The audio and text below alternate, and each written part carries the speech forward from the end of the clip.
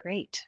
Well, I'm Georgie Nickram. I use she, her pronouns, and I'm the Technical Assistance and Capacity Building Program Manager here at Best Starts for Kids. So thank you very much for joining us today for this Technical Assistance and Capacity Building Request for Qualifications information session put on by the King County Best Starts for Kids initiative. And I am joined by my co-host, Carrie Lippy. Do you want to introduce yourself? Sure. Hi, everybody. I'm Carrie Lippy. I use she, her, or they, them pronouns, and I am the evaluator for the TA and Capacity Building Program. I'm excited to be here with you all. Great. Thank you. All right. Let's quickly look together at the agenda so you know what's coming and approximately when. We are going to provide, oh, you know what? I never updated this time from the last time, but sorry about that. But you can just see the chunks of time that we're going to be doing today. We're going to first provide an overview of Best Starts for Kids to ground us all in the why Best Starts for Kids exists and the foundations and purposes of it. And then we're going to move on to this particular request for qualifications. And we'll explain who's eligible and some details about how to apply. And then we'll talk a bit about the criteria that we're going to be using when we review applications and do interviews. We'll have a lot of other details in there along the way. And we're going to follow that with about 10 minutes of Q&A. So we hope you'll write down any questions you have while we're going through the slides. You can feel free to ask us those during the presentation, but you can also save them for the Q&A at the end. And at the very end, we're going to have some time where you can introduce yourself briefly. We are just thinking that you'll say your name, your organization's name, your pronouns, your main areas of expertise. And this is just a chance to get to know each other a little bit. We hope you won't feel pressured. If you don't want to introduce yourself, that's absolutely fine. You don't have to. We're not scoring this. It's just an opportunity to get a sense of who's in the room, and it gives you also a chance to get to know other providers of technical assistance and capacity building in King County. And we won't be recording that part of the session. So let's just take a few minutes to set the framework of this Best Starts for Kids request for qualifications that we're talking about. Best Starts for Kids is a King County initiative that's jointly operated by the Community of Human Services Department and the Public Health Department. Our vision at Best Starts for Kids is that we want to see babies born healthy, we want to see kids thrive, and we want young people in King County to grow up to be happy, healthy, successful adults. And our mission here at Best Starts is to strengthen families and communities so that babies are born healthy, children thrive, and establish a strong foundation for life, and young people grow into happy, healthy adults. We're guided in everything we do by our Children and Youth Advisory Board's leadership and the equity statement that they developed together to lead Best Starts for Kids. And it says, in part, that equity is an ardent journey toward well-being as defined by the affected. Equity is disruptive and uncomfortable and not voluntary. Equity is fundamental to the community that we want to build. And this is part of our equity and social justice statement that we felt was very appropriate for the RFQ that we're talking about today. Best Starts for Kids recognizes that persistent inequities exist, especially by race and place, that in many cases are getting worse and threatening collective prosperity of families in our city and our county. Best Starts for Kids is working to invest in organizations that are reflective of and embedded in the communities that they serve, and those that recognize and address disparities and disproportionalities, as well as the strength, assets, and ingenuity of communities possess in the face of these inequities. And the principles that Best Starts keeps at the core of its funding and activities are promotion, prevention, early intervention, and policy and systems change. And so what is this current investment? It is part of the 2022 to 2027 Best Starts for Kids levy, which was passed in August of 2021. This is the second round of TA and capacity building funding for this levy. So contracts will start in early 2025 and go through the end of 2027. We have approximately $5 million for this contracting period for contracts that will last roughly 3 years in length. And like Kiana, we actually think this is a fairly awesome investment. Oh, right, me too. Sorry. So how does this connect to the larger BSK work? The overall goal of this RFK funding is to provide thousands of hours of TA and capacity building to support hundreds of BSK partners to strengthen their assets and capabilities. Before awards are made, Best Starts provides technical assistance to applicants. This is culturally responsive assistance with proposal development for RFP opportunities. BSK recognizes that many organizations and the communities they serve have historically experienced barriers to accessing funding from government agencies such as King County. So to address this, BSK provides technical assistance, or TA, to remove linguistic, cultural, and procedural barriers that might prevent qualified organizations from seeking BSK funding. BSK also recognizes that funded organizations often want to build leadership, for staff and organizational capacity to strengthen and expand their services. As a result, BSK sets aside funding for capacity building, or CB, to support our funded organization's strength and sustainability. This can look like ongoing culturally responsive coaching, training, peer learning opportunities, and co-creating tools and resources. Capacity building projects can span from a few weeks to several months or even up to a year. Both TA and capacity building are completely voluntary for BSK funded partners. Partners seek the TA and capacity building that they need. Well, let's talk about who's eligible for this RFQ.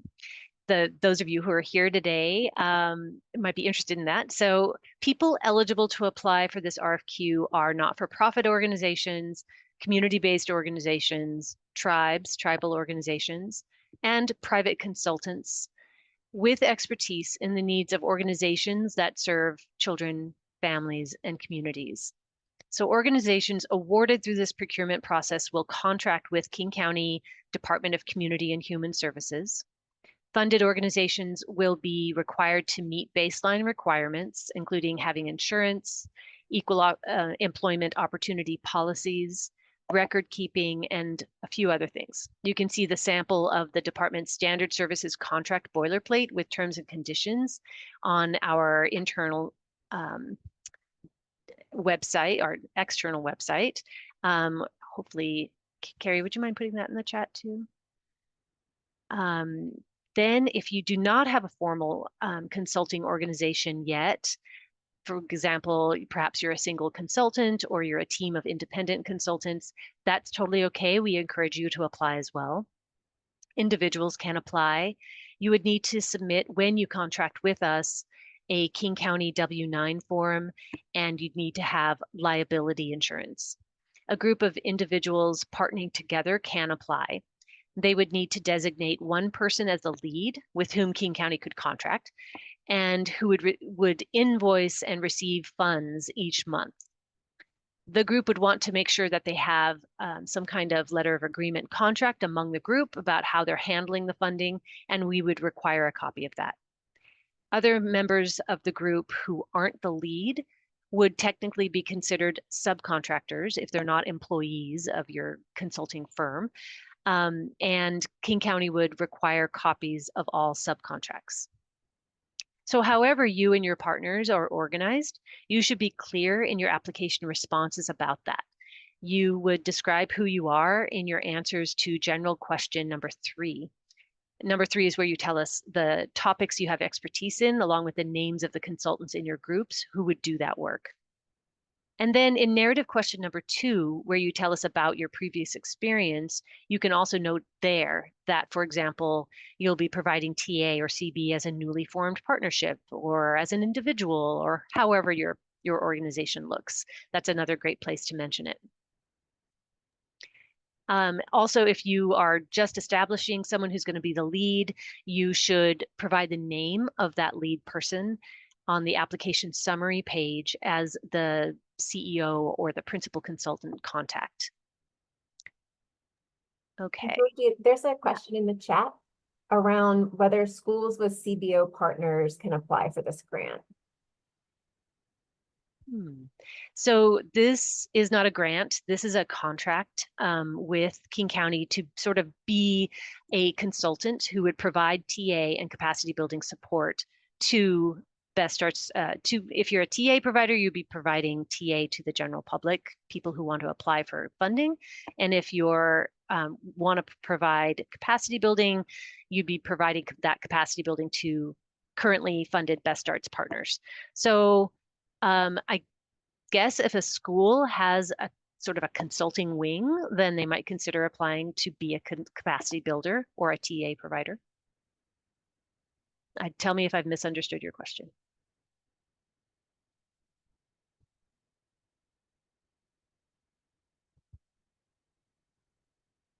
Hopefully it's good, but if not, ask a follow-up question and I'll try to be more specific. Okay, let's see. So what characteristics are we looking for in our BSK consultants? Well, the Best Starts TA and capacity building's our program values focus on being very partner driven, meaning, and when we say partner, we mean the BSK partners who we fund. So we fund about 355 community-based organizations right now, and we call them BSK partners. So we would want our consultants to be focused on the needs of the BSK partners. We focus on being language accessible, relationship centered, culturally responsive, acting with humility, strengths based, and we look for flexibility and adaptability as needed by the community based organizations who are our BSK partners. So we're looking for TA and CB providers who bring those values to working with our community based organizations. So you might want to take a look at the list of eligibility and qualifications on page 7 and 8 of the RFQ for more details about what we're looking for from applicants. And then in terms of expertise, the expertise that we're looking for from TA providers and capacity builders are listed here. For TA providers, they're down in the lower right-hand corner. We're looking for providers with experience writing government grants and navigating online grant portals, providing TA in a grant writing context.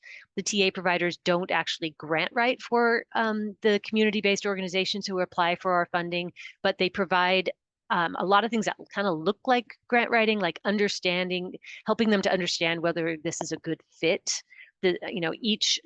We do a lot of different RFQs and RFPs for over the years, and so they're all going to be a little different. So we're looking for people who are nimble and understanding different kinds of government RFPs and helping the community-based organizations to understand whether that RFQ is something that they should spend their time on. And then the TA providers help them by editing and navigating the online grant portal, things like that.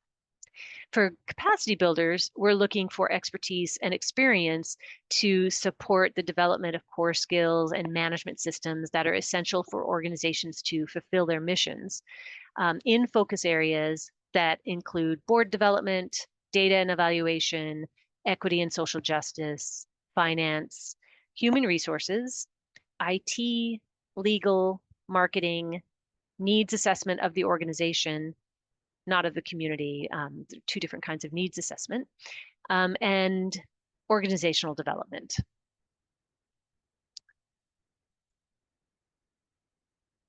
And then some emergent needs have come up during this grant cycle.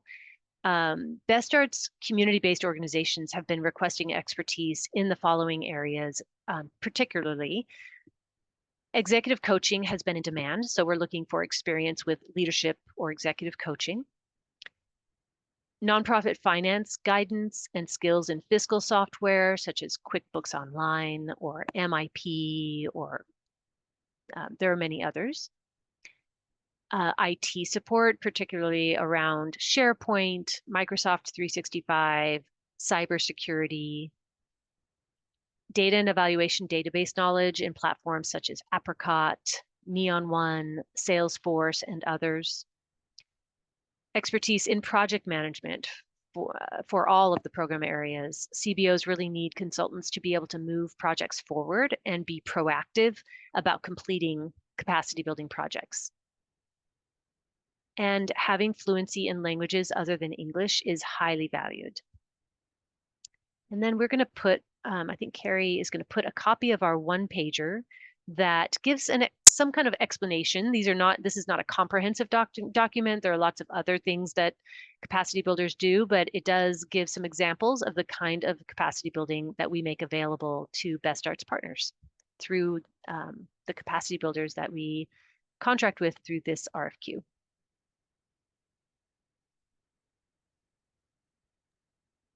Thanks. Also, sorry, I have some incurable condition where I have to put GIFs into every slide that I'm presenting. I've tried to cure that. So as part of our effort to evaluate this program, TA and capacity building providers will submit monthly invoices and tracking spreadsheets to Best Starts. We want to be responsive to feedback from community members receiving TA and capacity building to let us know how we can improve. So we'll ask the organizations to complete short surveys to make sure they're getting the assistance that they need. We'll also ask TA providers and capacity builders to complete brief surveys and sometimes focus groups to provide feedback.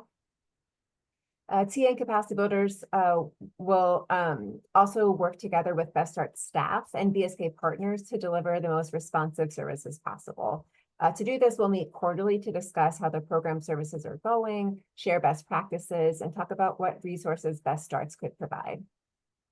Finally, capacity builders will complete a simple letter of agreement with each organization they work with so that everyone is on the same page about the scope and timing of each capacity building project. These will be shared with King County and help us to track the capacity building that's happening. So complete proposal packages will include all of the following: responses to the summary questions in the application summary tab of Zoom Grants, responses to the general and narrative questions, and those are found in the general questions and narrative questions tabs in Zoom Grants. You can also use Exhibit A, the application questions, as reference to complete the general questions and narrative question tabs in Zoom Grants.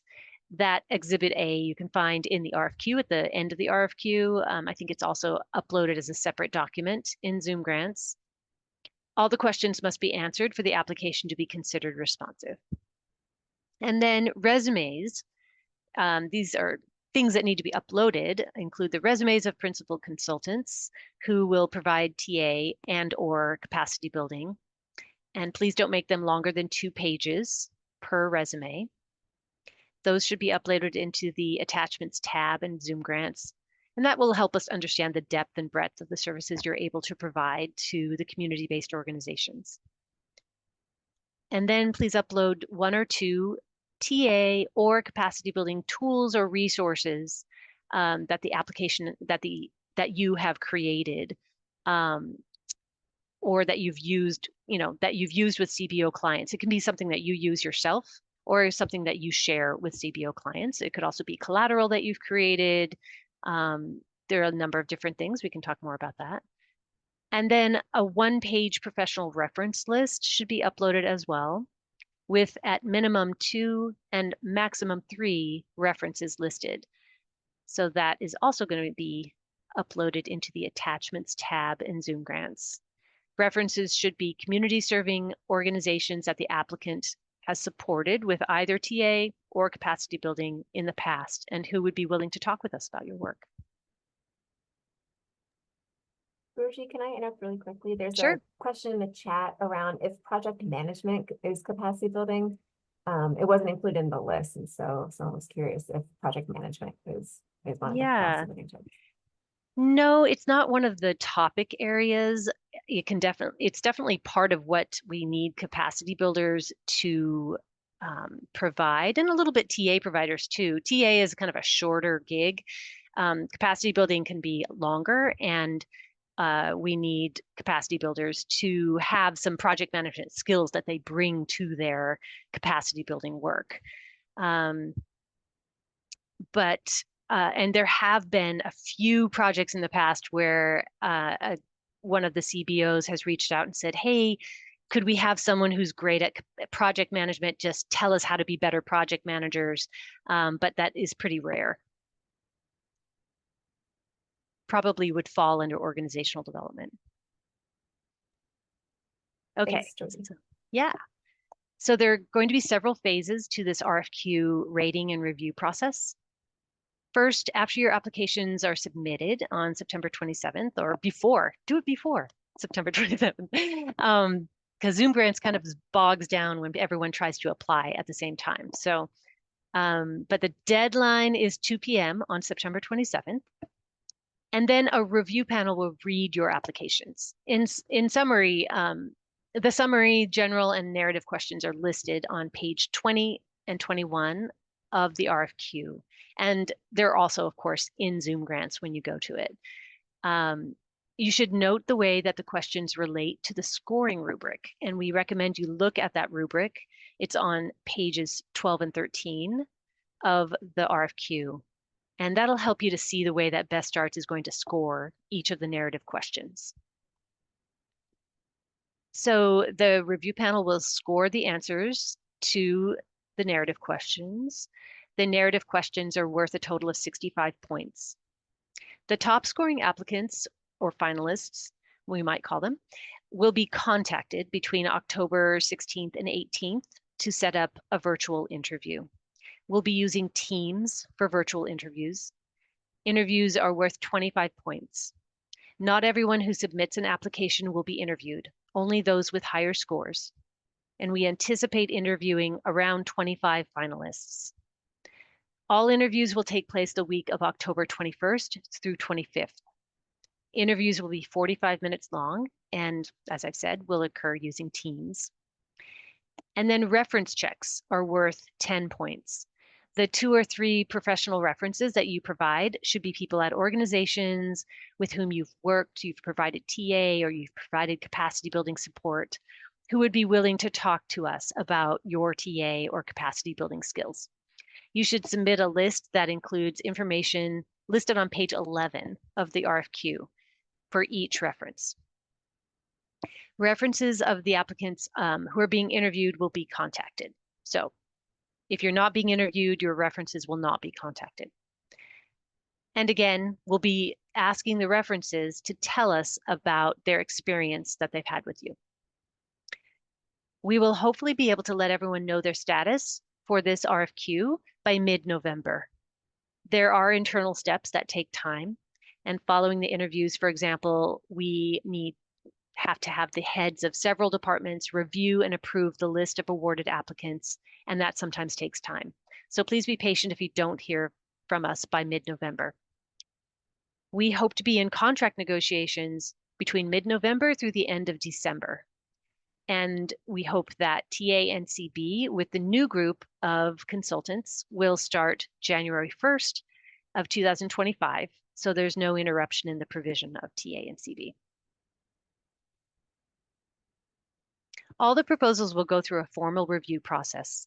The review panel will carefully follow the scoring rubric found on pages 12 and 13 of the RFQ. Remember that the full RFQ is a PDF document that's been uploaded and can be found right now in the library tab in Zoom Grants. In fact, I think there's a newly updated version of that RFQ in Zoom Grants. We highly recommend that you read the entire thing as it has many more details that we're unable to completely share in a webinar. A few application tips. So please let us know what languages you speak, read, or write. Please be very clear about who will be providing TA and capacity building support for individuals in your team or organization.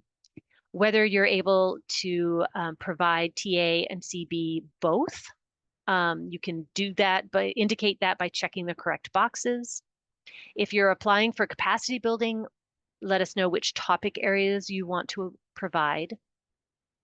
In narrative question number 3, please list any specific expertise you have. Some examples might be if you're expert or you're knowledgeable about any kind of software or systems used by nonprofit organizations such as Apricot, Aplos, Salesforce. Gosh, there are many, many others. Please let us know. It doesn't have to be IT expertise either that you talk about in question number 3. It could be data and evaluation skills or legal expertise or finance, nonprofit finance expertise, wellness practices that you use or share with nonprofits, etc. So that there's a wide range of things you could put in question number 3. If applying to be a capacity building provider, describe how you'll develop a scope of work with the CBOs. This is number 5. But if you are only applying to be a TA provider, you can skip question number 5. It is only applicable. Developing a scope of work is something that only a CB provider will do. A TA provider is more of a short-term, few weeks long help with a specific RFP or RFQ. And lastly, most of the narrative questions have a character limit of 3,500 characters. Please feel free to write less than that. You need to answer each question completely, but there is no need to go up to the 3,500 characters if you don't need to do that. Being concise is very appreciated.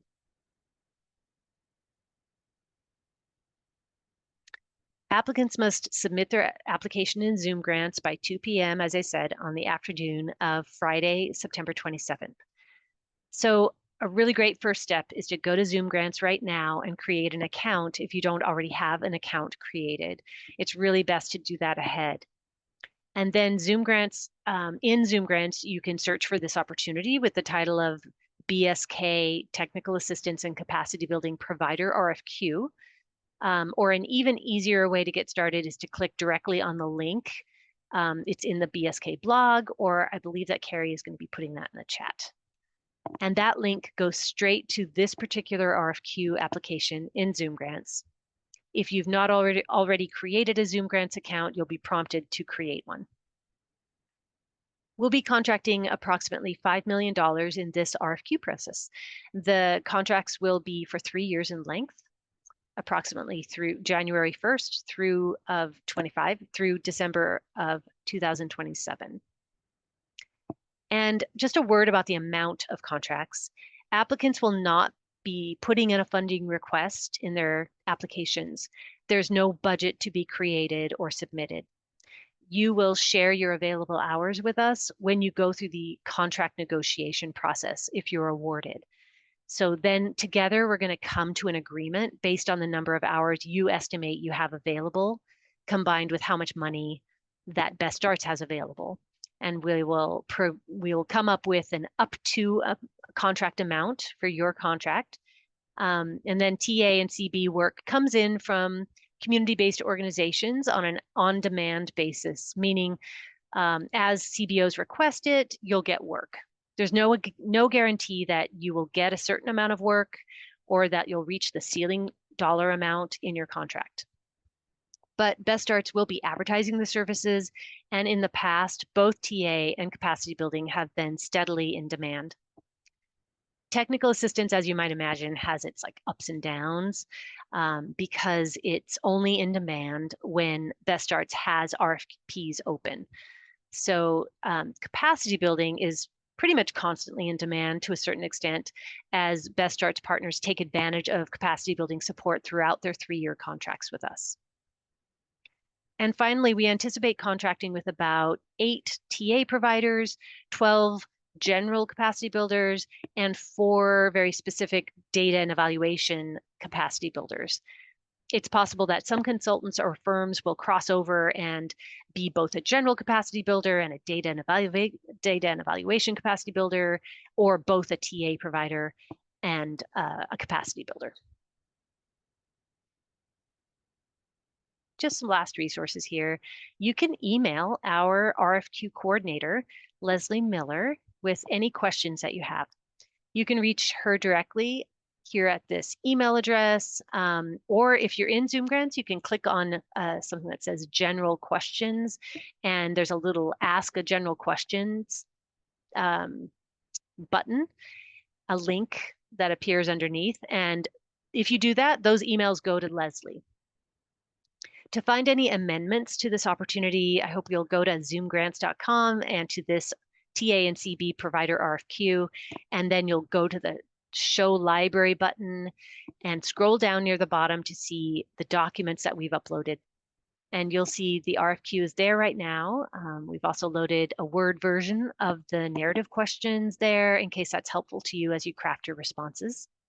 One tip that we should share is that it's much better to create your responses in Word or Google or whatever you're using, and then cut and paste that into Zoom Grants.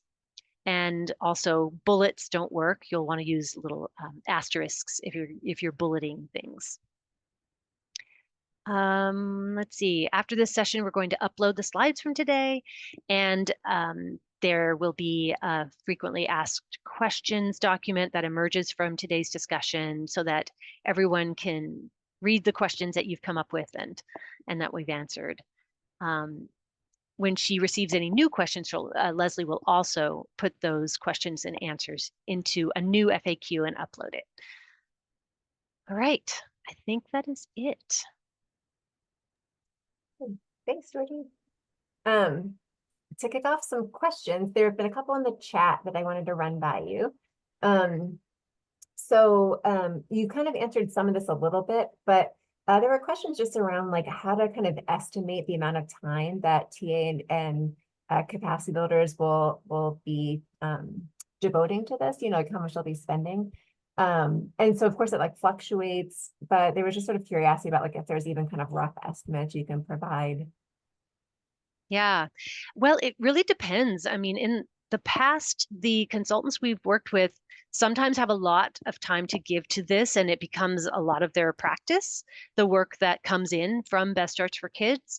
So however much time they have to devote to it, they don't. For example, with TA, we're just going to be publishing email addresses of our TA providers, and people will contact you directly.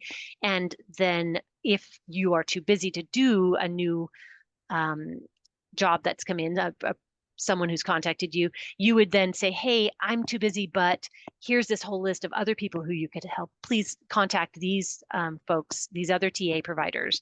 So if you get too busy, that's totally okay. We completely understand that we wouldn't want consultants to get overburdened. So projects usually have a beginning and end. Like TA has, the end of it is when the RFQ is due. With capacity building, you might have a 3-month project and then it'll be done. So you might take on a number of projects and be working on them and be very busy for a while, but then they'll end and you'll want more. So that is a natural flow that happens, and each consultant handles that themselves and just lets me know that or Carrie know that they're busy and they can't take on any more. That's pretty much it. You also, when you're in contract negotiations, can say, hey, I only have this many hours.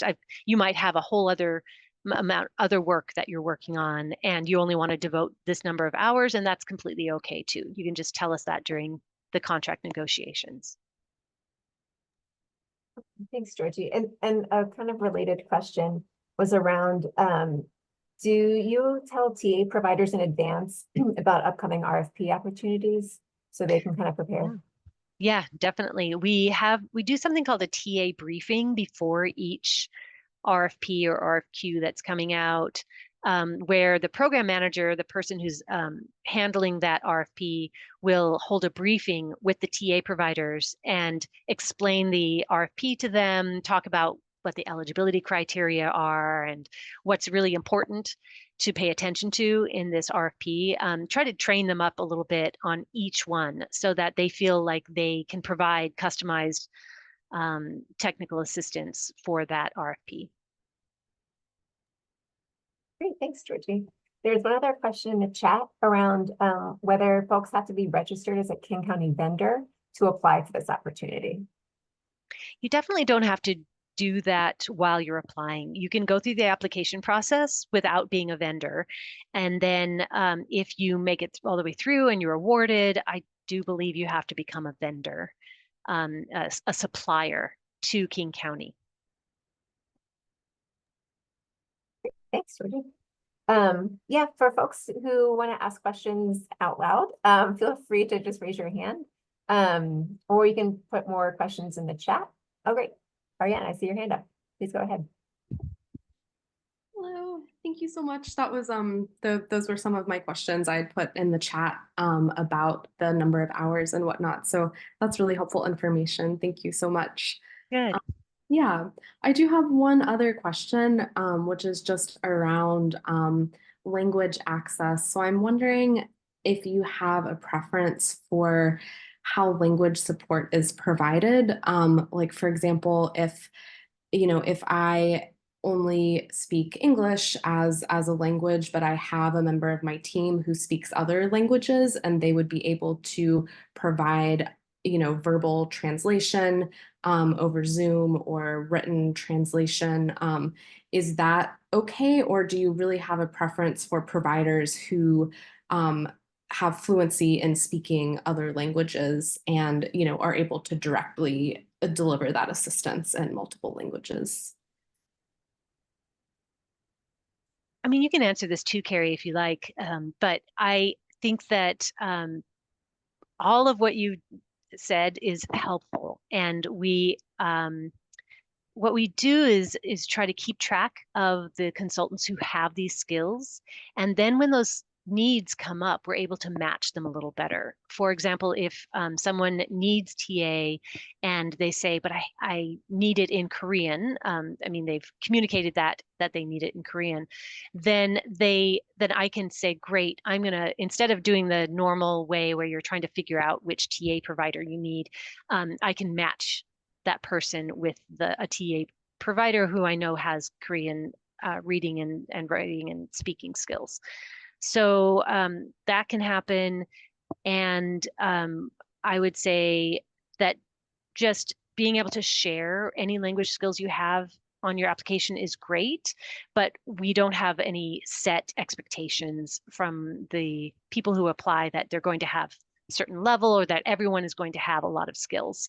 It could be that the skills that you bring are extremely valuable and needed. And so I would just say apply and tell us what your skills are. Okay, amazing. That sounds great. Thank you so much for that information. You're welcome. Great. And we've gotten a couple more questions in the chat that have come in. So one is, does the business have to be located in King County to provide service under this contract? It's a really good question. We would prefer that our contractors are located in King County. There are times when in-person services are requested from our community-based organizations, but a lot of times they're not needed. A lot of capacity building services happen virtually now. So we do have a couple of them now that are not located in King County, and it's worked out great. So I think we have a preference for it, but it's not, and you can see that in the rubric too. We've given a few points to organizations that are located in King County. Because that also tells us that you have an understanding of the ecosystem that is here in King County of our community-based organizations. So that's a plus, not just being able to travel there. But yeah, I would say that don't knock yourself out of the running because you're not located in King County. Great, thanks, Georgie. And there was another question around if there's a preference for consulting groups who have multiple consultants available with different skills as opposed to a solo consultant, maybe with less breadth. Yeah, we actually answered that in a recent FAQ also, frequently asked questions document. And so that's in our Zoom grants. And I think how we answered it was that no, we don't give a preference to a larger organization.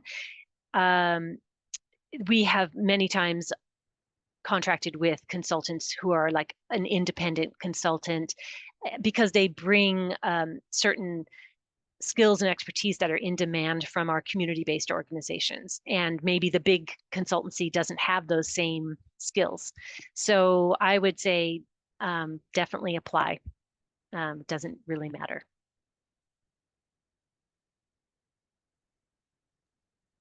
Thanks. Yeah.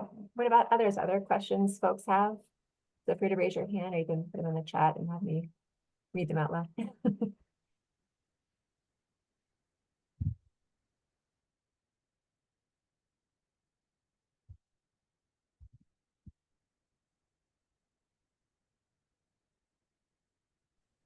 Hi, sorry.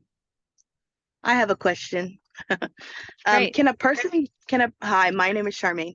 Can a Hi. person apply one for themselves in their own like business, and then also as well as a subcontractor, if that makes sense? Can they apply as a primary contractor and a subcontractor? Yeah, I you guess is can what I'm trying to actually. Yeah, we have had that happen in the past where someone turned in an application, I think, as an independent, and then also were on the roster of a larger organization. And yeah, that's fine. Okay, thank you.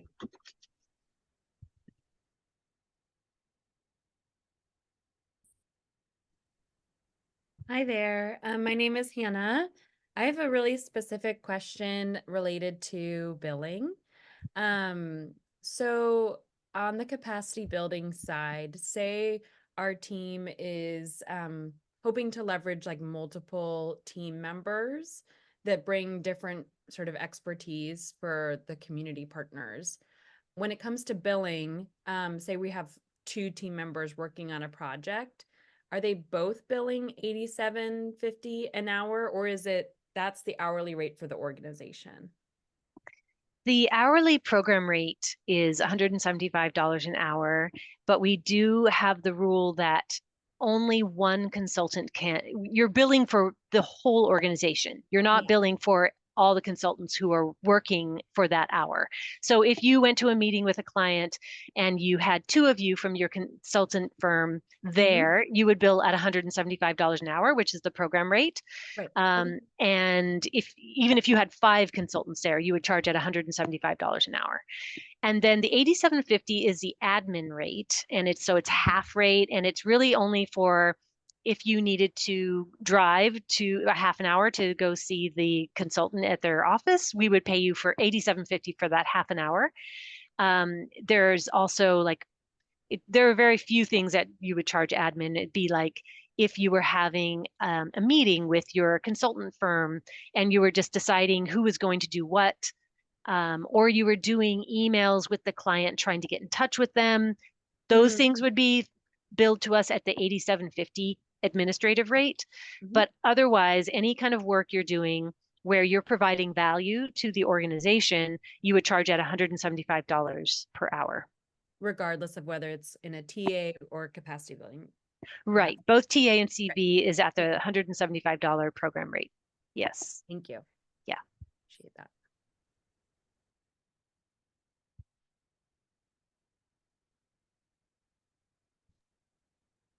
Any other questions? Yeah, I think I have a question. Great.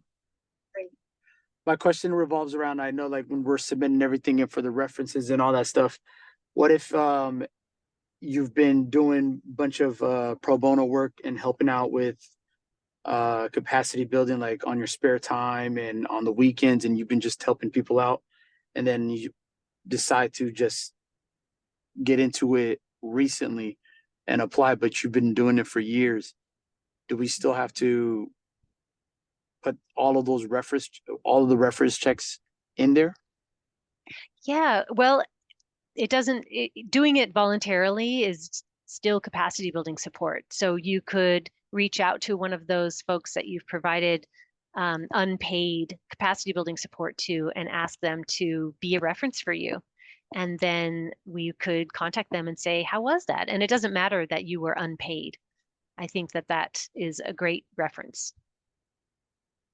Okay. Yeah. All right. And thank you.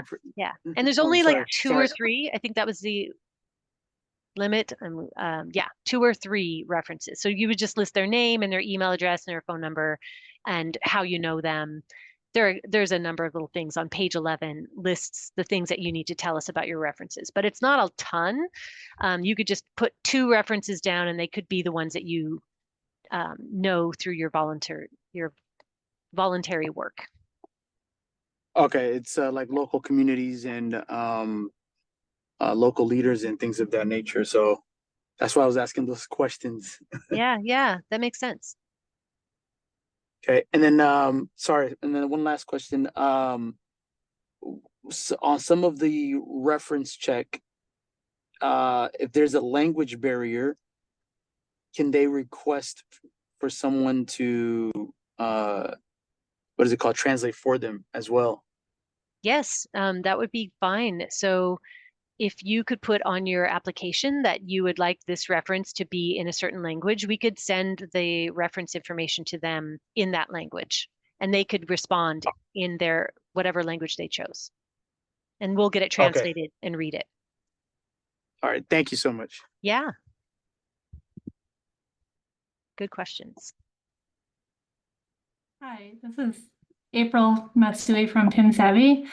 And I just have a question about the references. Prior to starting doing this type of work, I was a SCORE mentor, and I still am for many years. So it's consulting for, it's a volunteer role with helping businesses start their business and grow their business.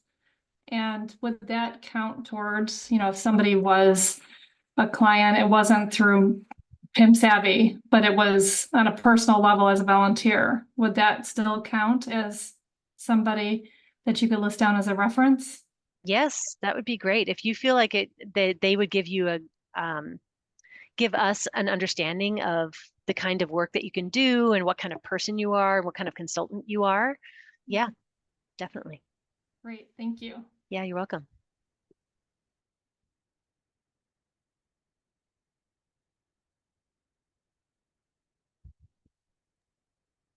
Any other thoughts or questions?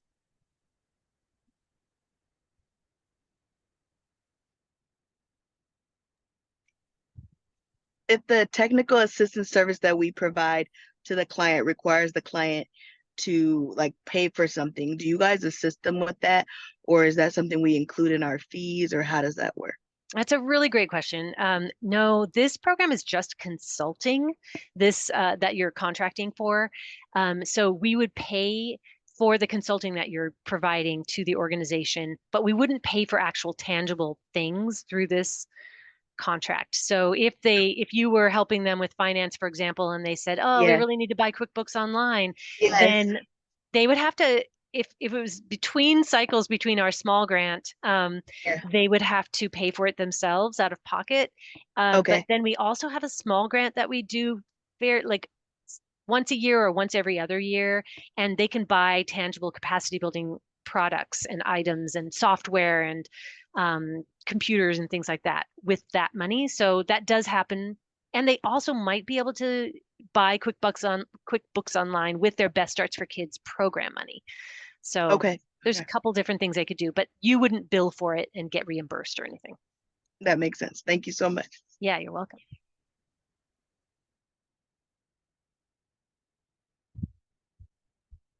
All right, we haven't had a chance to have people introduce themselves. Should we do that really quick?